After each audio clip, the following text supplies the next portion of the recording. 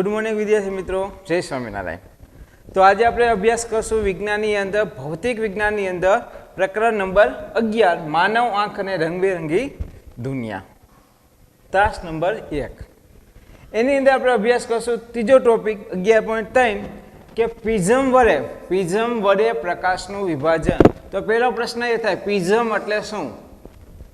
તો આ જે ત્રિકોણ આકારનો સ્લેબ જે દેખાય છે બરાબર, આને પ્રિઝમ કહેવાય। આ જે ત્રિકોણ આકારનો જે સ્લેબ છે એને શું કહેવાય? બરાબર, પ્રિઝમ કહેવામાં આવે છે। સમજ્યા છે? તો આપણે એની વાત કરીએ કે પ્રિઝમ એ કેવું હોય? પારદર્શક હોય। બરાબર, આ જે પ્રિઝમ છે એ કેવું હોય? પારદર્શક છે, આર પાર જોઈ શકાય આની। બરાબર, આ પારદર્શક હોય પ્રિઝમ, આની આર પાર જોઈ શકાય। આપણે 10મા ચેપ્ટરની અંદર પ્રકાશના પરાવર્તન વિશે અભ્યાસ કર્યો હતો કે પ્રકાશનું બે પ્રકાર હોય, એક તો પરાવર્તન અને બીજું વક્રીભવન। બરાબર, પ્રકાશનું પરાવર્તન અને વક્રીભવન। પરાવર્તનની અંદર આપણે ઘણા બધા પ્રકાર જોયા હતા। બરાબર, એક સમતલ અરીસો એનો પ્રકાર હતો, એક ગોલીય અરીસો હતો। બરાબર, આના બે પ્રકાર આવે, એક તો આવે શું આવે? સમતલ અરીસો, જે આપણે એકદમ સીધો અરીસો હોય, સવારમાં માથું ઓરવા માટે જે હોય વાણંદની દુકાનમાં, સમજાય છે? તો એ સમતલ અરીસો હોય, એકદમ સીધો અરીસો। અને બીજો આવે ગોલીય અરીસો, એની અંદર બે આવે, બહિર્ગોળ અને અંતગોળ અરીસા। એવી જ રીતે અહીંયા લેન્સ વક્રીભવનમાં અભ્યાસ કર્યો હતો। અહીંયા શું આવશે? બરાબર, તો અહીંયા આપણે જોયું હતું કાચનો સ્લેબ। કાચનો સ્લેબ એટલે કે આ લંબચોરસ આકારનો કાચ, આ જે લંબચોરસ આકારનો કાચ છે એની વાત કરીએ। બરાબર, આ કાચનો સ્લેબ એનો આપણે અહીંયા અભ્યાસ કર્યો હતો। પછી હતું અહીંયા ગોલીય લેન્સ। બરાબર, ગોલીય લેન્સ એના બે પ્રકાર, અંતગોળ લેન્સ અને બહિર્ગોળ લેન્સ। તો અહીંયા અરીસા હતો, અરીસાનો ઉપયોગ પરાવર્તનમાં થાય અને લેન્સનો ઉપયોગ અહીંયા આવશે, લેન્સ બને। બરાબર, લેન્સનો ઉપયોગ વક્રીભવનની અંદર થશે। બરાબર, તો અહીંયા આપણે લેન્સનો ઉપયોગ કરશું। લેન્સ એટલે કે જે વસ્તુ આરપાર જોઈ શકાય, પારદર્શક હોય, જે વસ્તુ આરપાર, આની સામેની બાજુ ચોક હોય તો એ જોઈ શકાય, સામે ચોક છે દેખાય છે, સમજાય? તો આરપાર જોઈ શકાય, પારદર્શક વસ્તુ હોય અહીંયા વક્રીભવનની ઘટના થાય, અને કોઈ અપારદર્શક ઘટના હોય વસ્તુ તો અહીંયા પરાવર્તનની ઘટના થાય। તો આપણે અહીંયા પારદર્શકની વાત કરશું। તો વસ્તુ શું છે? પ્રિઝમ। કે પ્રિઝમની વાત કરીએ તો બરાબર, પ્રિઝમ એ પારદર્શક માધ્યમ હોય, પારદર્શક માધ્યમ, જેના કારણે એની અંદર વક્રીભવનની ઘટના થશે। કઈ ઘટના થશે? વક્રીભવનની। પારદર્શક માધ્યમ હોય તો વક્રીભવનની ઘટના થશે। તો પ્રિઝમ એક વક્રીભવન, આની અંદર ઓછામાં ઓછી બે સપાટી હોય, સામસામેની તમે જુઓ ત્રિકોણ, બરાબર, સામસામે ત્રિકોણ આકારની બે સપાટીઓ આપેલી છે, ત્રિકોણ આકારની દેખાય છે? બરાબર, પારદર્શક બે સપાટી આપેલી હોય સામસામેની, એ એકબીજા ઉપર આધારિત હોય છે, એ બંને ત્રિકોણ આકારની હોય। બાકીની આ જે ત્રણ સપાટી છે બરાબર, આ લંબચોરસ હોય, 1 2 અને નીચે 3, આ ત્રણ સપાટી લંબચોરસ હોય। તો કાચના પ્રિઝમની વાત કરીએ તો કુલ 5 બાજુ હોય। કેટલી બાજુ હોય? 5। આ જે કાચનો પ્રિઝમ છે તમે આને જોશો, જ્યારે આવશો ત્યારે લેબમાં આપણે બતાવશું કેટલી બાજુ છે? 5। બરાબર, એક તો ઉપર નીચે, નીચે અને ઉપર, બાકીની આ 3 બાજુ ત્રિકોણ આકારની। બરાબર, આ જે 3 બાજુ છે બરાબર, આ પહેલી, આ બાજુ સાઈડમાં બીજી અને અહીંયા ત્રીજી, આ 3 બાજુ લંબચોરસ હોય। 3 બાજુ કેવી હોય? લંબચોરસ। 3 બાજુ લંબચોરસ હોય, અને ઉપર નીચે બે બાજુ, ઉપર એટલે કે અહીંયા બરાબર, ઉપરની અને નીચેની આ બે બાજુ કેવી હોય? ત્રિકોણ આકારની। બે બાજુ ત્રિકોણ આકારની હોય। કુલ 5 બાજુ હોય છે પ્રિઝમની અંદર। આગળ વાત કરીએ પ્રિઝમ કોણ? પ્રિઝમ કોણ એટલે કે એનો ખૂણો. પ્રિઝમ કોણ કોને કહેવાય?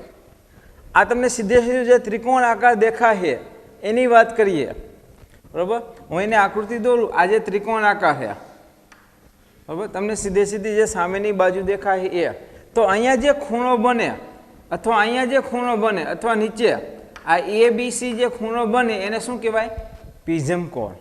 તો પ્રિઝમ કોણની વ્યાખ્યા શું થશે કે પ્રિઝમની અંદર પાસે રહેલી બે બાજુ, આ એક બાજુ અને બીજી, આ બે પાસે છે, બરાબર. આની વ્યાખ્યા સાંભળજો. પ્રિઝમ કોણની વ્યાખ્યા, પાસે રહેલી બે બાજુ વચ્ચેનો જે ખૂણો છે તે ખૂણાને પ્રિઝમ કોણ કહેવાય. અથવા આ બે બાજુ લ્યો, બરાબર, BC લઈ જાઓ, BC અને AC, તો પણ આ પ્રિઝમ કોણ કહેવાય. સમજાય? પ્રિઝમ કોણની વ્યાખ્યા કે પ્રિઝમની અંદર રહેલા પાસેની બે બાજુઓની વચ્ચેના ખૂણાને પ્રિઝમ કોણ કહેવાય. જો આ ત્રિકોણ સમબાજુ હોય, સમબાજુ ત્રિકોણ હોય, તો આ ત્રણે ખૂણાનું માપ કેટલું થાય? ગણિતની અંદર આપણો અભ્યાસ થઈ ગયો હોય, જો સમબાજુ ત્રિકોણ હોય, સમ એટલે સરખી બાજુ હોય, તો ખૂણા પર ત્રણે સમાન થાય. ખૂણો A, ખૂણો B અને ખૂણો C, ત્રણે ખૂણા પણ સમાન થાય. સમબાજુ એટલે જો બાજુઓ સરખી હોય તો ખૂણા પણ સરખા થાય. ત્રિકોણના ત્રણે ખૂણાનો સરવાળો 180, 180ના 3 ભાગ પાડો એટલે કેટલા આવે? 60. તો ત્રણેય ખૂણો 60, બરાબર, 60 અંશનો હોય. 60, 60 અને 60 ત્રણેયનો સરવાળો 180. તો પ્રિઝમ કોણનું મૂલ્ય પૂછે, બરાબર, સમબાજુ ત્રિકોણમાં કે સમબાજુ ત્રિકોણની અંદર, આવા ટૂંકા પ્રશ્નની અંદર પૂછાય, બરાબર. આ જે પ્રશ્ન છે એ બધા ટૂંકા પ્રશ્નમાં જ પૂછાય છે. આ ટોપિક આખો કે સમબાજુ જે ત્રિકોણ છે એ ત્રિકોણની અંદર પ્રિઝમ કોણનું મૂલ્ય કેટલું હોય? 60 અંશનું હોય. કેટલું હોય? 60 અંશનું, બરાબર. પારદર્શક હોય. હવે ત્યાર પછી આપણે એની આગળ પ્રવૃત્તિનો અભ્યાસ કરીએ. આ પ્રિઝમ કોણની માહિતી આપતી ત્યાર પછી એક આપણે પ્રવૃત્તિ કરીએ કે પ્રિઝમની અંદર કે પ્રકાશનું વક્રીભવન કેવી રીતે થાય. પ્રકરણ 10ની અંદર તમે અભ્યાસ કર્યો છે કે લેન્સની અંદર પ્રકાશનું પરાવર્તન થાય તો એનું પ્રતિબિંબ ક્યાં જોવા મળે, પ્રતિબિંબનું સ્થાન અને પ્રતિબિંબનું પરિમાણ. આ તમને ખબર છે, આનો અભ્યાસ થઈ ગયો, તમને બધાને આવડતું હશે. બહિર્ગો લેન્સ હોય તો વસ્તુ ક્યાં મૂકીએ તો પ્રતિબિંબ કેવું મળે? નાનું મળે કે મોટું, ઉલટું મળે કે આભાસી મળે? સમજાય છે? આભાસી કે વાસ્તવિક મળે? તો એવી જ રીતે પ્રિઝમની અંદર પ્રકાશનું કિરણ આપાત કરીએ તો એનું વક્રીભવન કેવી રીતે થાય એ સમજવા માટેની એક પ્રવૃત્તિ આપેલી છે. પ્રવૃત્તિ નંબર 11.1, બરાબર. પ્રવૃત્તિ નંબર 11.1. શું એનો હેતુ છે કે પ્રિઝમ વડે પ્રકાશનું વક્રીભવન કેવી રીતે થાય. આમાં પ્રકાશનું વક્રીભવન કેવી રીતે થતું હશે, બરાબર, એના વિશે આપણે અભ્યાસ કરવાનો છે. તો શું કહે છે કે એક ડ્રોઈંગ બોર્ડ લઈ લો. ધારો કે એક ડ્રોઈંગ બોર્ડ છે, એની અંદર એક સફેદ કાગળ લગાડીએ, બરાબર. ડ્રોઈંગ બોર્ડ લઈએ, નીચે સફેદ કાગળ લગાડીએ, બરાબર. હવે એ સફેદ કાગળને ડ્રોઈંગ પિન વડે એને લગાડી દઈએ. ત્યાર પછી આની ઉપર પ્રિઝમ મૂકીએ. શું મૂકવાનું હોય? પ્રિઝમ. પ્રિઝમ કેવી રીતે મૂકવાનો છે કે જે નીચેનો ત્રિકોણ આકારનો, બરાબર, એનો પાયો રહે એવી રીતે મૂકવાનો છે. જો લખેલું છે ત્રિકોણ આકારની સપાટી પાયો બને, આ જે પાયો બનવો જોઈએ, આ શું બનવું જોઈએ? પાયો નીચેની તરફ આ રીતે મૂકવાનું છે, બરાબર. આમ આડું નથી મૂકવાનું, સમજાય છે? આ રીતે નહીં. આજે આમાં પાયો શું થાય? નીચેનું લંબચોરસ પાયો થયો. જો નીચે પાયો કયો છે તો કે લંબચોરસ છે. તો ત્રિકોણ આકારનો પાયો હોવો જોઈએ, એટલે કે આ રીતે મૂકવાનું છે, બરાબર. દેખાય છે? જો આ જે ત્રિકોણ આકારના પાયા હોય એ રીતે એને મૂકવાનું છે. આપણે એને અભ્યાસ કરીએ કે આપણે ત્રિકોણ આકારનો જે પાયો છે એ રીતે પ્રિઝમને મૂકીએ. હવે આ પ્રિઝમને નામ આપી દઈએ, કોઈ પણ નામ આપી દઈએ, ABC, બરાબર. ત્રિકોણને નામ આપી દઈએ ABC. હવે અહીંયાથી આ જે પ્રિઝમ છે, જે ત્રિકોણ આકાર છે, એમાંથી કોઈ એક સપાટીથી પ્રકાશનું કિરણ આપાત કરીએ કોઈ એક બાજુથી, માનો કે આ બાજુથી નીચેની તરફથી પ્રકાશનું કિરણ, આ જે પ્રકાશનું કિરણ અહીંયા આપાત કર્યું, તો આને આપાત કિરણ કહેવાય. અને શું કહેવાય? આપાત કિરણ. આ જે પ્રકાશનું કિરણ અહીંયાથી પ્રકાશ આપાત થાય છે, તો આ પ્રકાશનું આપાત કિરણ છે. શું છે? પ્રકાશનું આપાત કિરણ. આ રીતે મેં લેન્સ રાખ્યો, અહીંયાથી હું પ્રકાશનું કિરણ આપાત કરું તો સામે શું જોવા મળે? સમજાય છે? તો આ શું કહેવાય? આપાત કિરણ. હવે આગળ જઈએ.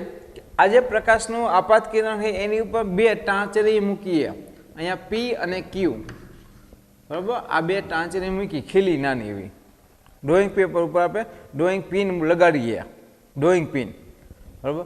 હવે આનું પ્રતિબિંબ જોવું હોય તો તમને અહીંયા સામે જોવા મળશે આ ત્રિકોણનું, બરાબર? આ જે બે ડ્રોઈંગ પિન અથવા ટાંકણી જે લગાડી છે એનું પ્રતિબિંબ તમને સામે જોવા મળશે. એટલે કે માનો કે ધારો આ એક અહીંયા ક્યુનું પ્રતિબિંબ તમને અહીંયા જોવા મળશે અને પીનું પ્રતિબિંબ તમને અહીંયા એસ પાસે જોવા મળશે, બરાબર? તો અહીંયા એક તમને પ્રતિબિંબ જોવા મળશે. આર અને એસ એનું નામ આપીએ, બરાબર? એનું નામ શું આપીએ? આર અને એસ, બરાબર? તો કે પી અને ક્યુ જે બે ડ્રોઈંગ પિન અથવા કે જે ટાંકણી હતી એનું પ્રતિબિંબ તમને સામે આ પ્રવૃત્તિ આપણે કરશું, બરાબર? સામેની બાજુ તમને એનું પ્રતિબિંબ જોવા મળશે, આ પાયો જે છે એની, બરાબર? સામેની બાજુમાં આર અને એસ સ્વરૂપે એનું પ્રતિબિંબ જોવા મળે.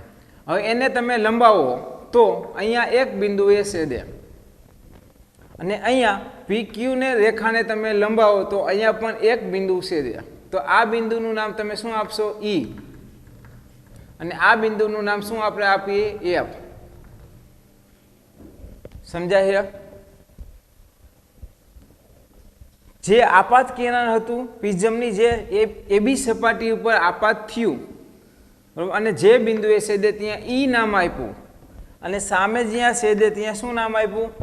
F નામ આપ્યું.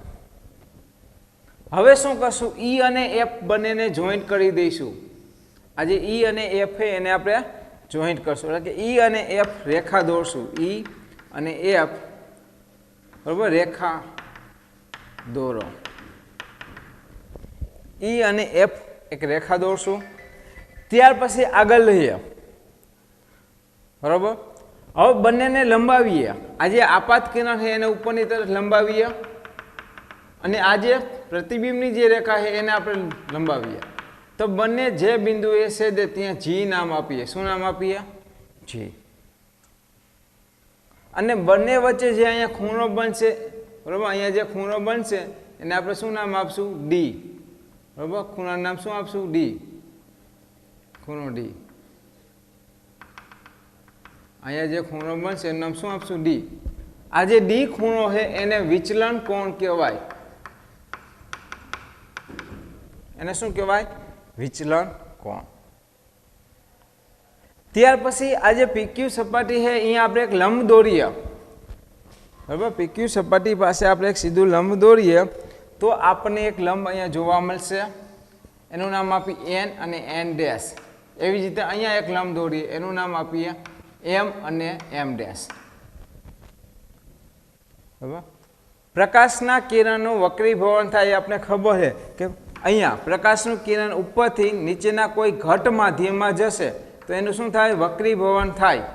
આ આપણે અગાઉના ચેપ્ટરમાં અભ્યાસ કર્યો, બરાબર? એનું વક્રીભવન થાય. પ્રકાશનું કિરણ હવાના માધ્યમમાંથી જ્યારે કાચના માધ્યમમાં પ્રવેશે ત્યારે એ લંબ તરફ, બરાબર? લંબ તરફ વાંકું વળે. તો અહીંયા વાંકા વળવાની ઘટના થશે. આ પ્રકાશનું કિરણ જે હવામાંથી પસાર થશે અને કાચની અંદર જ્યારે પ્રવેશે ત્યારે નીચેની તરફ વાંકું વળશે, એટલે કે અહીંયા એ જે એને વક્રીભૂત કોણ કહેવાય, R. અને અહીંયા જે ખૂણો બનશે E પાસે એને I આપાત કોણ કહેવાય. તો હું અહીંયા લખું I એટલે આપાત કોણ, બરાબર? જે આપાત કિરણ સાથે ખૂણો બનાવે. આપાત કિરણ એટલે આ જે PQ જે રેખા છે એ આપાત કિરણ છે. એ શું છે? આપાત કિરણ. આ જે શરૂઆતમાં પ્રકાશનું કિરણ આપાત થાય એને શું કહેવાય? આપાત કિરણ. એની સાથે જે અહીંયા ખૂણો બનાવે બિંદુ ઈ પાસે, આ જે આઈ ખૂણો બનાવે તેને શું કહેવાય? આપાત કોણ. ત્યાર પછી ઈ અને એફ આ બંનેને જોઈન્ટ કરો તો આ વક્રીભૂત કિરણ કહેવાય. ઈ અને એફ એ શું કહેવાય? વક્રીભૂત કિરણ. અને એની પાસે જે ખૂણો બનાવે નીચે સ્મોલ આર, અહીંયા કને સ્મોલ આર, એ શું કહેવાય? વક્રીભૂત કોણ. કોણ એટલે ખૂણા. વક્રીભૂત કોણ અને વક્રીભૂત કિરણ. એવી જ રીતે આગળ ગતિ કરશે. અહીંયા એફ અને એસ, એફ અને એસ એને નિગમન કિરણ કહેવાય. શું કહેવાય? નિગમન કિરણ. અને એની સાથે જે અહીંયા ખૂણો બનાવે, અહીંયા ઈ ખૂણો બનાવશે, ખૂણો ઈ, એને નિગમન કોણ કહેવાય. અને ઉપર જે ડી ખૂણો બનાવે છે એને વિચલન કોણ કહેવાય. અને એના સિવાય આ જે એ બી સી ખૂણા છે, ખૂણો એ, ખૂણો બી અને ખૂણો સી, એને પ્રિઝમ કોણ કહેવાય. એને શું કહેવાય? પ્રિઝમ કોણ. સમજાય છે? તો આ રીતે એનું વક્રીભવન થશે પ્રિઝમ કોણની અંદર. બરાબર. અહીંયા આપણે એના બધાના નામકરણ કરી દીધું. તો કે આજે હકીકતમાં વાસ્તવમાં પ્રકાશનું કિરણ સીધે સીધું ગતિ કરતું હતું ઉપરની તરફ. આ એનું આપાત કિરણ હતું. પણ તમને અહીંયા ઉપરની તરફ દેખાશે નહીં, તમને અહીંયા નીચેની તરફ એટલે કે આ નિગમન કિરણ દેખાશે. તો આ આપાત કિરણ અને નીચે નિગમન કિરણ બંનેની વચ્ચે જે ખૂણો બને, અહીંયા ઉપર આપાત કિરણ, નીચે નિગમન કિરણ, બરાબર. આ તો એ બંનેની વચ્ચે જે ખૂણો બને એને શું કહેવાય? વિચલન કોણ કહેવાય. શું કહેવાય એને? વિચલન કોણ. બરાબર. આની અંદર એવી જ પ્રક્રિયા થાય જેવું આપણે પ્રકરણ 10ની અંદર કાચના સ્લેબમાં, આજે કાચનો સ્લેબ હતો એમાં આપણે અભ્યાસ કર્યું હતું. બરાબર. એવી જ પ્રક્રિયા, એવી જ ઘટના અહીંયા થાય. કાચના સ્લેબમાં શું અભ્યાસ કર્યું હતું તો તમને જરાક યાદ કરાવીએ કે માનો કે આ લંબઘન કાચનો સ્લેબ છે. બરાબર. આ લંબઘન આકારનો કાચનો સ્લેબ છે, એની અંદર પ્રકાશનું કિરણ ઉપરથી આપાત કરીએ અને આમાં પ્રિઝમ છે. તો બંનેમાં શું ઘટના થાય? આ આપણે અભ્યાસ થઈ ગયો કે અહીંયા પ્રકાશનું કિરણ આપાત કરીએ તો અહીંયા પહેલી વખત એનું શું થશે? અહીંયા લંબ પાસે વક્રીભવન થશે નીચેની તરફ. બરાબર.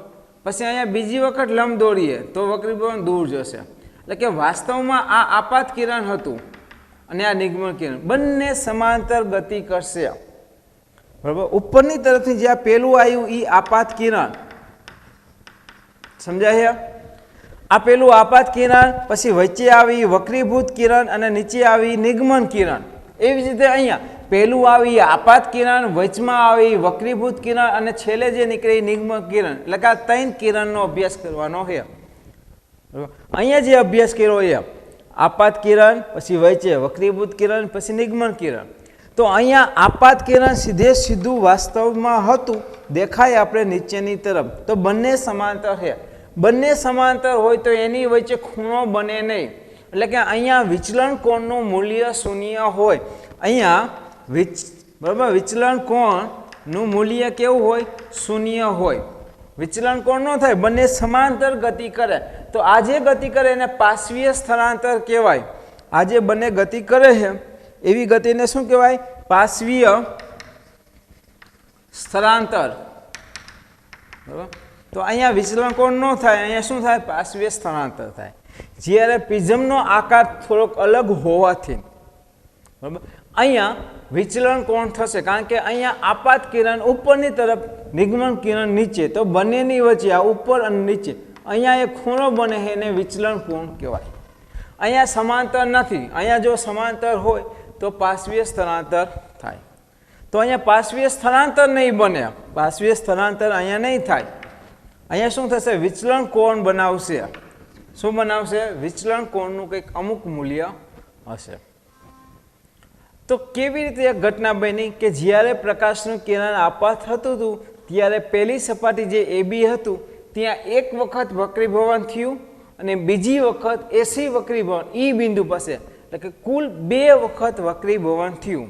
તો તમે અહીંયા લખી શકો એના મુદ્દામાં કે પ્રથમ વક્રીભવન બરાબર ક્યાં થયું હતું, તો કે ઈ બિંદુ પાસે, કે પ્રથમ વક્રીભવન એસી સપાટીના અહીંયા જે ઈ બિંદુ આપેલું છે એ ઈ બિંદુ પાસે એક વખત એનું વક્રીભવન થયું અને એ લંબની નીચેની તરફ વાંકું વળ્યું. બીજું વક્રીભવન આગળ જઈએ તો બરાબર, બીજું વક્રીભવન એ એફ બિંદુ આગળ થશે. બીજું વક્રીભવન ક્યાં થશે? એફ બિંદુ પાસે. તો એફ બિંદુ પાસે પણ બીજી વખત વક્રીભવન થશે બરાબર. અને અહીંયા શું થશે? લંબથી બરાબર દૂર તરફ, લંબથી દૂર તરફ ગતિ કરશે. તો આમ 2 વખત એનું વક્રીભવન થાય અને વિચલન કોણનું મૂલ્ય દર્શાવે છે બરાબર. જો આપણે એને ફરી એક વખત એનો અભ્યાસ કરીએ શું કહેવા માંગે છે.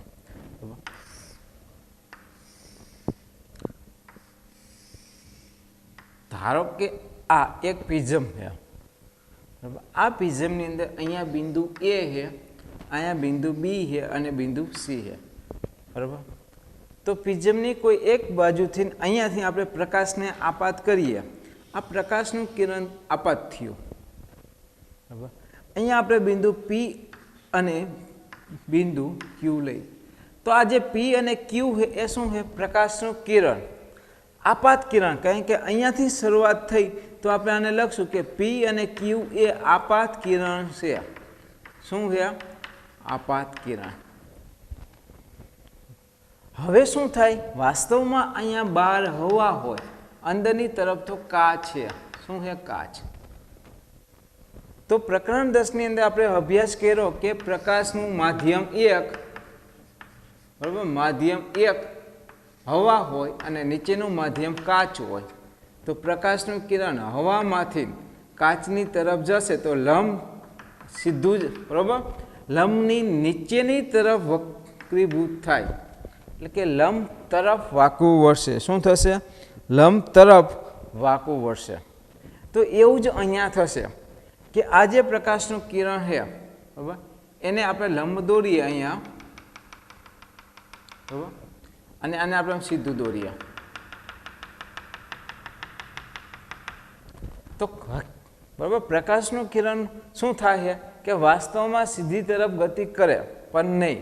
હવે અહીંયા હવામાંથી કાચમાં જ્યારે પ્રકાશે ત્યારે પ્રકાશનું કિરણ શું કરશે કે સીધું જવાના બદલે નીચેની તરફ વાંકું વળશે. શું થશે? આ વાંકું વળશે બરાબર લંબ તરફ. આજે એનું લંબ રેખા હતી એન અને એન, એ શું છે? લંબ. આ સપાટીને લંબ સીધે સીધું, એ બી સપાટી છે એને સીધે સીધું લંબ 90 અંશના ખૂણે. તો એ શું થશે? ઉપરની તરફ જવાના બદલે લંબની નીચેની તરફ, લંબ તરફ વાંકું વળશે. બિંદુ ઈ પાસેથી, અહીંયા આપણે બિંદુ ઈ કહીએ બરાબર, લંબ તરફ વાંકું વળશે. આ બિંદુ ઈ, અહીંયા બિંદુ એફ કહીએ બરાબર. તો ઈ અને એફ એ શું થશે? હવે આ જે કિરણ છે એને હવે વક્રીભૂત કિરણ કહેવાય. ઈ અને એફ એ વક્રીભૂત કિરણ. સમજાય છે? શું છે? એ વક્રીભૂત કિરણ છે. અહીંયા પણ એવું જ થશે, ઉલટું આનાથી. હવે માનો કે નીચે પાછી હવા હોય તો આ પ્રકાશ સીધું જ આવવાના બદલે અહીંયા તમે લંબ દોરો તો લંબથી દૂર જશે, થોડુંક દૂર જશે. આ લંબ તરફ હતું. હવે માનો કે આ રેખા સીધી જ આવવાના બદલે અહીંયા હું સપાટીને લંબ દોરું, અમે લંબ દોર્યું બરાબર, એમ ડેશ અને એમ. તો આ પ્રકાશનું કિરણ સીધું જવાના બદલે નીચેની તરફ ગતિ કરશે, સીધું નહીં જાય. પ્રકાશનું કિરણ સીધું ગતિ કરવાના બદલે લંબથી નીચેની તરફ. સમજાય? શું કે લંબથી નીચેની તરફ, એટલે કે લંબથી દૂર. આજે નીચેની તરફ એટલે કે લંબથી દૂર તરફ એનું શું થશે? વક્રીભૂત. નીચેની તરફ બરાબર એફ. તો એ પ્રકાશનું કિરણ સીધું સીધું જવાના બદલે જે એનું લંબ હતું એની નીચેની તરફ લંબથી બરાબર દૂર ગતિ કરશે. લંબથી શું કરશે? દૂરની તરફ ગતિ કરશે. તો અહીંયા જે કિરણ બનશે એનું નામ આપીએ આર અને એસ. તો આ જે આર એસ કિરણ છે એને નિગમન કિરણ કહેવાય. આર એસ ને શું કહેવાય? નિગમન કિરણ. જેવું આપણે 10મા ચેપ્ટરની અંદર કાચના સ્લેબમાં અભ્યાસ કર્યો એ જ રીતે આપાત કિરણ, વક્રીભૂત કિરણ ને નિગમન કિરણ. હવે જો આપાત કિરણને આપણે લંબાવીએ આ ડોટ ડોટ વડે અને નિગમન કિરણને લંબાવી તો બંને વચ્ચે અહીંયા આ જે ખૂણો બન્યો, બરાબર, અહીંયા જે ખૂણો બને એને શું કહેવાય? એને વિચલન કોણ કહેવાય. વિચલન કોણ, બરાબર, ખૂણો ડી. તો ખૂણો ડી આવશે. તો અહીંયા લખશું ખૂણો ડી એટલે વિચલન કોણ, બરાબર. અહીંયા જે ખૂણો બનાવે એન પાસે એને આપાત કોણ કહેવાય, બરાબર. ખૂણો આઈ આપાત કોણ. અહીંયા ખૂણો જે બનાવે એને ખૂણો ઈ, બરાબર, એની સામે વક્રીભૂત કોણ, સોરી આર. અહીંયા શું આવશે? આર, બરાબર, વક્રીભૂત કોણ. અહીંયા હંમેશા તમે જોઈ લ્યો કે એ લંબથી દૂરની તરફ ગતિ કર્યો એનો મતલબ કે આ જે વક્રીભૂત કોણ રહ્યો એ હંમેશા આપાત કોણ કરતા નાનો હોય. આ જે વક્રીભૂત કોણ એટલે આર જે છે એ આરનું મૂલ્ય એ આપાત કોણ એટલે આઈ કરતા હંમેશા નાનો હોય. એવી જ રીતે અહીંયા માનો કે આપાત કોણ કયો તો સામે આ જે ખૂણો બન્યો એને ખૂણો ઈ, બરાબર, એને નિગમન કોણ કહેવાય. આપાત કિરણ આપાત કોણ, બરાબર, વક્રીભૂત કિરણ વક્રીભૂત કોણ ને નિગમન કિરણની સામે નિગમન કોણ.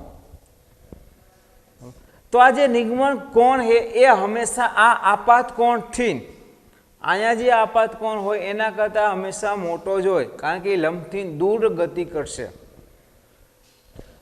અહીંયા જે ખૂણો હોય એના કરતાં નીચેનો ખૂણો કેવો હોય? નાનો હોય. નાનો એવું અહીંયા થયું. અને અહીંયા તમે જો આના ખૂણા કરતાં આ ખૂણો કેવો હોય? મોટો હોય, બરાબર. એવું વસ્તુ અહીંયા બની કે આ જે નિગમન કોણ છે એ હંમેશા આપાત કોણ કરતાં મોટો હોય. સમજાય? તો અહીંયા આપાત કિરણ અને બંનેની વચ્ચે જે છે એને વિચલન કોણ કહેવાય. એને શું કહેવાય? વિચલન કોણ.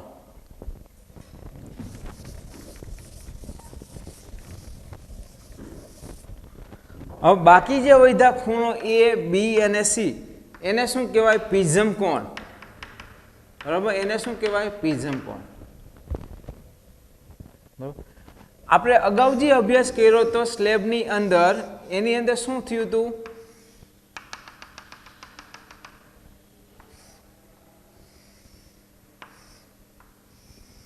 કે અહીંયા જે કિરણ હતું આ આપાત કિરણ, બરાબર, પછી વચ્ચે વક્રીભૂત કિરણ અને નિગમન કિરણ, અને આપાત કિરણને સીધું દર્શાવો તો બંને સમાંતર ગતિ કરે. પેલું આપાત કિરણ આ અને આર્યુ ઈ નિગમન કિરણ બંને શું થાય? સમાંતર ગતિ કરે એટલે બંને વચ્ચે એક ખૂણો બને નહીં, એટલે અહીંયા વિચલન કોણનું મૂલ્ય શૂન્ય હોય. જ્યારે પ્રિઝમનો આકાર જુદો હોવાથી આપાત કિરણ એ ઉપરની તરફ ગતિ કરે છે, આ આપાત કિરણ, અને નીચેની તરફ નિગમન કિરણ. ઉપર આપાત નીચે નિગમન બંને વચ્ચે અહીંયા એક ખૂણો બને છે. આ ખૂણાને વિચલન કોણ કહેવાય. એટલે કે વિચલન કોણનું મૂલ્ય આમાં દર્શાવે. આ વિચલન કોણનું મૂલ્ય કેની ઉપર આધાર હોય? તો આ જે દ્રવ્ય છે પ્રિઝમ એની જાત ઉપર, પ્રિઝમ કોણના મૂલ્ય ઉપર, આપાત કોણના ખૂણા ઉપર, એના ઉપર આધાર રાખે. તો બરાબર, અહીંયા શું હતું કે વિચલન કોણ શૂન્ય હોય, અહીંયા ખૂણો બને નહીં, એટલે વિચલન કોણ શૂન્ય હોય. એના મતલબ અહીંયા પાર્શ્વીય સ્થળાંતર જોવા મળે, બરાબર. બેને વચ્ચે શું જોવા મળે? આ જે અંતર છે એને શું કહેવાય? પાર્શ્વીય સ્થળાંતર. બંને વચ્ચે જે અંતર છે એને પાર્શ્વીય સ્થળાંતર કહેવાય, કારણ કે અહીંયા વિચલન કોણ જૂનું, અહીંયા વિચલન કોણનું મૂલ્ય આપેલું છે. તો અહીંયા વક્રીભવન કેટલી વખત થાય? 2 વખત વક્રીભવન થાય. એક બિંદુ ઈ પાસે અને બીજું એફ પાસે.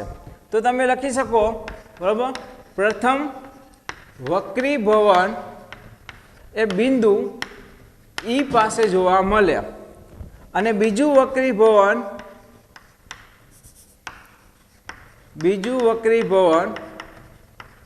ઈ બિંદુ એફ પાસે, પહેલું અહીંયા, બીજું અહીંયા. પ્રથમ વખત વક્રીભવન જે થશે અહીંયા શું થશે કે પ્રકાશનું માધ્યમ હવામાંથી ઘટમાં પ્રવેશે છે, એટલે કે લંબથી દૂર તરફ ગતિ કરશે.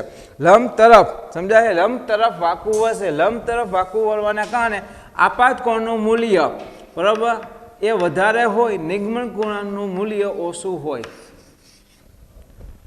લંબ શું થશે? લંબથી, બરાબર, વાંકું વળશે. લંબ તરફ વાંકું વળશે. જ્યારે અહીંયા શું થશે? બિંદુ એફ પાસે કે આ પ્રકાશનું કિરણ સીધું જ આવવાના બદલે, આ જે સીધી રેખા એ સીધું જ આવવાના બદલે નીચેની તરફ લંબથી દૂર તરફ વાંકું વળશે. શું થશે? લંબથી દૂર તરફ વાંકું વળશે. એટલા માટે અહીંયા નિગમન કોણ ઈનું મૂલ્ય વધી જશે. અહીંયા નિગમન કોણ ઈ એ મોટો હશે. કોના કરતાં? તો ખૂણો, આ ખૂણો એટલે ઈ એફ એમ ડેશ નામ આપીએ. ઈ એફ એમ ડેશ આપાત કોણ કરતા ઈ એફ અને એમ ડેશ કરતા મોટો હશે. અહીંયા ખૂણો મોટો હશે અને અહીંયા ખૂણો નાનો હશે. સમજાય છે? તો આ એક આપણો ટોપિક હતો પહેલો. અહીંયા સુધી આપણે રાખીએ કે પ્રિઝમ વડે પ્રકાશનું વિભાજન કેવી રીતે થાય છે, બરાબર. હવે આના પછી જોશું કે આ પ્રિઝમની અંદર કેવા કેવા રંગ ઉત્પન્ન થાય, એટલે કે શ્વેત પ્રકાશનું વિભાજન કેવી રીતે થાય છે. અત્યારે અહીંયા સુધી રાખીએ. જય સ્વામિનારાયણ.